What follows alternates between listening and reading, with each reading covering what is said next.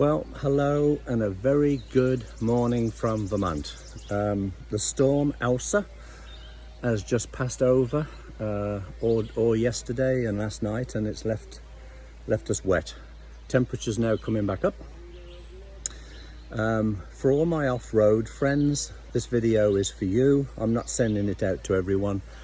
I'm going to put just this on the channel where I have done an upgrade or several upgrades on the 4x4, the quad, the side-by-side, the four-wheeler, whatever you want to call it. So I've just finished, quite proud of myself, and I'm going to show you around the quad and show you the improvements.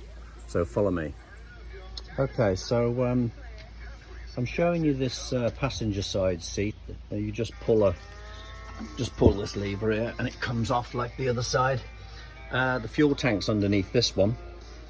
And what my idea of improvement on this ATV was, in the winter time she suffers from in the cold weather a flat battery. The battery's only a lawnmower size battery. It goes in this compartment here, and I have to leave it on a charging maintainer to keep it running all winter. But because of the plow that operates from the winch to lift the plow up and down, you're using a lot with the lights on the top, on the roof, and all the lights, and the radio and power assisted steering unit, which is here. It's all electric, so it drains on the battery. So what I've done is fit a spare battery in this well. It's a smaller battery than a car. It's 12 volt, and then I've run the cables up.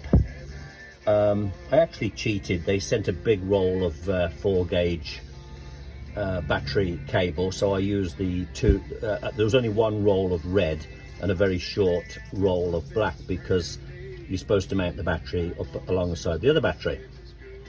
So I just simply taped this with electrical tape for the negative to remind me that's negative. So I run the cables up through the firewall, put a battery holder tray in there, made this bracket for the top because it was needed shortening for the small battery, and then in the front I've got this. Okay, so what I've done is fit a battery isolator. It's basically a smart switch, and this is it here. I've mounted it just there. It has a LED light on the front there and an override switch here. So the 2 lines that I showed you that come up from the battery, one goes into, from the positive auxiliary battery, goes into this unit to a connector, and out of the other side it goes straight loop across to the positive on the starter battery. Then you make a ground here for this isolator switch, and the yellow wire, because there's a black and a yellow wire come out of this unit, the black goes to ground there, and the yellow goes into this switch, which equally goes to ground when you switch it over. When you switch that over, it goes and uses the auxiliary battery only. At the moment, the primary battery, the starter battery let's call it, will start the vehicle. It's a 12 volt battery. They usually get up to about 13 point something before they are full. And when that's achieved, as soon as you start it up and that 13.3 is achieved, it will automatically, through this device here, switch over and charge the auxiliary battery in here, and vice versa. So when this one's full, if the other one needs power, it'll go back to the other one. This eliminates the need to keep putting them on a tender trickle charge, and should give me more power for running the lights and the winch which operates the plow, and should resolve the issue. So I saw this on YouTube and watched a few guys attempt it. Some people fitted the auxiliary battery here. I didn't really fancy that because the underneath the driver's seat there was this big empty well, and I couldn't see any problem running the cables up. You can do this on vehicles as well for the road. You can mount a battery in a camper, for instance, an RV, and have a spare battery in the back, and that is always a good thing in the middle of winter if you experience a failure of a battery.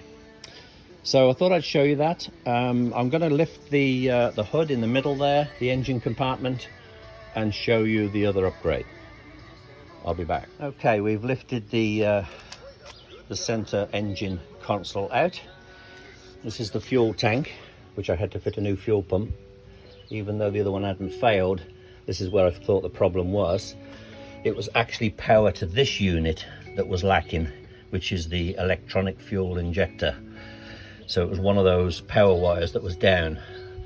So this is the engine. It's a 700 single cylinder, 4 valve, and it's very powerful. This is the upgrade I did here. This aluminium or alloy tube, I basically fitted a new dipstick. I'll show you the old one, just a second. Okay, here's the old dipstick with the, just turn it over, with the marks on there. And that used to screw in much lower down and give you the low and full. So the idea behind this exercise, which is a tip I was given, is you buy this alloy tube and you screw it in where the old dipstick was, which is really down low down there, about 5 or 6 inches, and then it comes with a new dipstick here, and you have effectively highered the level because you can put more oil in. So there's the new dipstick, and you can put about another inch or so of oil in the bottom of the engine, which will service the wet clutch and keep it lubricated, because this model has a fault that if you don't keep checking the oil and keep the maintained oil level recommended, it dips just a little bit, you run a risk of running the clutch a little bit drier than usual. So that sorts that problem out. So this will help other people, I hope, that have got the Hysun 4x4. I think it's 2 sensible upgrades, and it gets mighty cold out here in the winter, and you don't want to be having problems with your equipment. So that's all for now. Thanks for joining the channel.